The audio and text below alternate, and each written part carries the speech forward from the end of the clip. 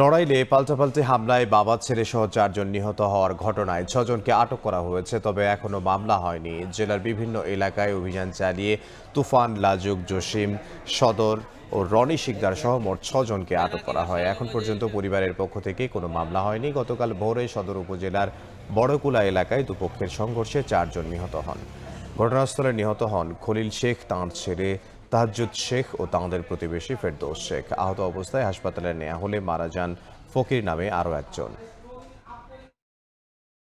Victim পরিবার এবং যারা আক্রমণকারী তাদের মধ্যে আত্মীয়তার সম্পর্ক বিদ্যমান। তারা ইতিপূর্বেও তাদের মধ্যে মারামারির ঘটনা ঘটেছে। তো বর্তমান পরিস্থিতি আপনার আমাদের পুলিশের ডিপ্লয়মেন্ট 24 আওয়ার্স আছে। এখনও পর্যন্ত এই ঘটনার সংশ্লিষ্টতায় মামলা হয় নাই, সেহেতু এই ঘটনায় আমাদের এখনও পর্যন্ত 6 জনকে আমরা আটক করতে পেরেছি। এর মধ্যে র্যাবের সহযোগিতায় 1 জন রয়েছে।